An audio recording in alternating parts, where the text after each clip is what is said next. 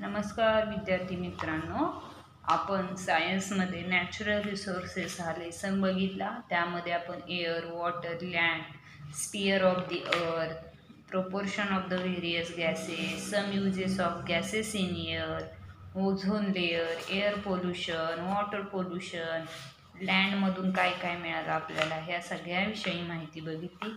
काल आपण लास्टचा पॉईंट बघितलेला, the process of soil formation, त्याच्या आपण डायग्रामही काढल्या. त्यानंतर आज काही मी फोटो पाठवणार आहे, ते एक्सरसाइज तुम्ही सॉल्व करून मला पाठवणार आहात. आज आपण नवीन लेसन चालू करत आहोत, द लिव्हिंग वर्ल्ड.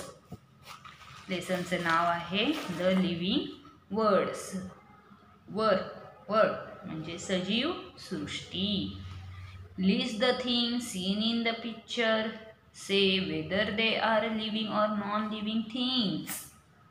चित्रातील विविध घटकांची यादी करून ते सजीव आहेत की निर्जीव, लिव्हिंग और नॉन लिव्हिंग. आपण हे तिसरीतच बघितलंय, living thing, non living thing. Characteristics of a living things. There are many kinds of plants and animal around us. आपल्या सभोवताली अनेक प्रकारचे प्राणी आणि वनस्पती आहेत. They show some similarities and some different. त्यातले काही सारखे आहेत तर काही फरक आहे, डिफरन्स आहे.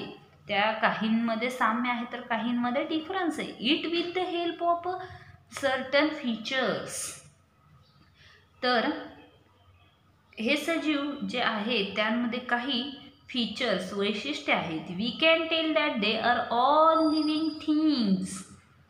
दे आर ऑल लिव्हिंग थिंग्स. काही निर्जीवमध्येही वैशिष्ट्ये म्हणजे काही लिव्हिंगमध्ये पण वैशिष्ट्य दिसतात, म्हणजे काही छान आहेत. These features are not seen in a non living things. निर्जीवांमध्येही वैशिष्ट्ये दिसून येत नाही. सजीवांमध्ये आपल्याला एखादं वैशिष्ट्य दिसतंय, तसं निर्जीव वस्तूमध्ये दिसत नाही. Such features are said to be the characteristics of a living things. ही वैशिष्ट्ये म्हणजे सजीवांची लक्षणे. Let us study this character. आता हीच वैशिष्ट्ये आपण बनवू. Various things in our environment. परिसरातील विविध घटक. What difference do you see between the young ones and the adults in this picture. या चित्रांमध्ये यंग वन्स पिले आणि अडल्ट्स मोठे यांमध्ये काय डिफरन्स आहे ते खाली बघायचं आहे आपल्याला. ग्रोथ म्हणजे वाढ.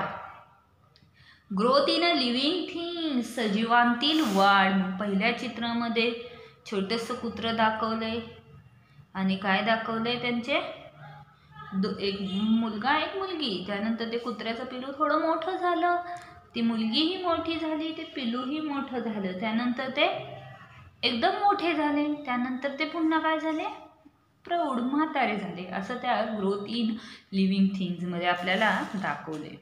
पुढे a baby grows up to become an adult person. बाळाची वाढ होऊन त्याचे प्रौढ स्थिती किंवा पुरुषात रूपांतर होते.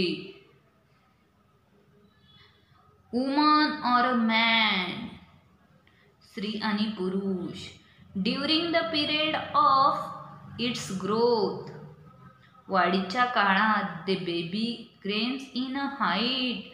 त्यांची बाळांची काय होते, वाढ होते.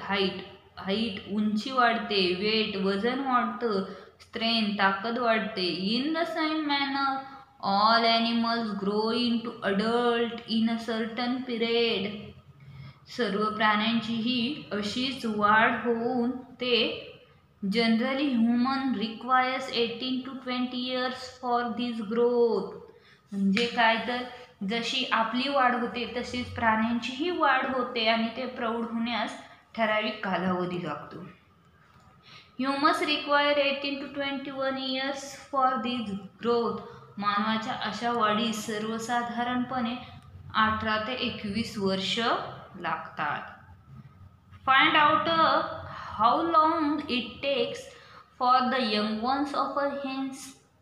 कोंबडी, काउज, गाई and dogs to grow in to adult. कुत्रा यांची पिले प्रौढ होण्यास किती कालावधी लागतो याबद्दलची आपण माहिती मिळवूया. आपण बघितलंय कोंबडीचं पिलू, त्यानंतर असतं गाई, कुत्रा यासारख्यांची पिलं वाढीस किती वेळ लागतो किंवा त्यांची वाढ ही कशी होते. त्यानंतर आज आपण पुढचा पॉइंट आहे ट्राय दिस. आपल्याला हे करून बघायचं.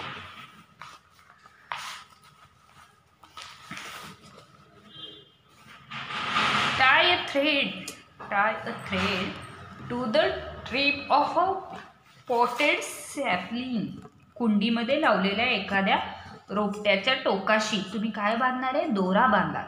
Keep the thread stretched and tie it to a peg or a nail above the plant. बांधा व तो सरळ वरती एका खुंटी किंवा खिळ्याला ताणून बांधा. ते डायग्राम मध्ये तुम्हाला दाखवले कसं बांधले. What do you observe after 10 to 15 days? 10 ते 15 दिवसांनी त्याचं निरीक्षण करा.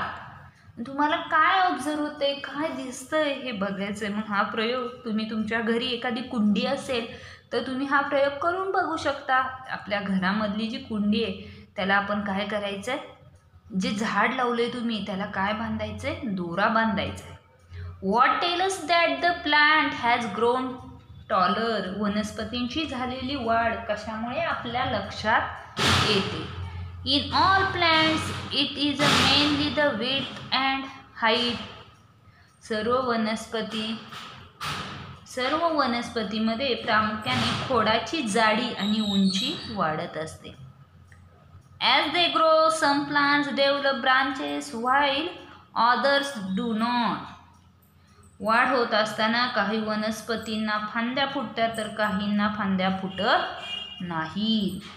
Though all living things grow, animals grow only for a certain period.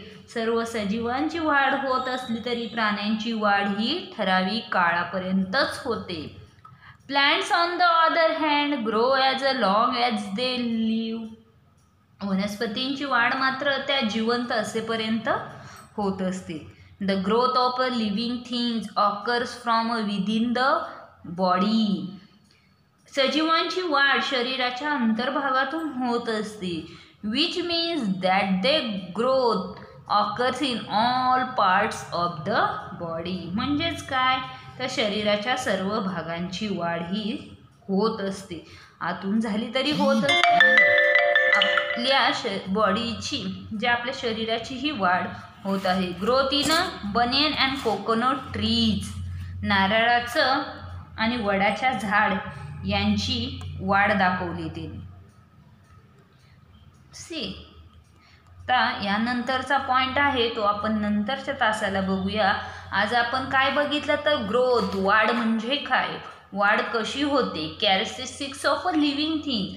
मग मी आज या व्हिडिओवरती तुम्हाला 2 प्रश्न देणार आहे. ते प्रश्न तुम्ही सोडवणार आहे आणि एक्सरसाइजही कंप्लीट करणार आहात. थँक्यू.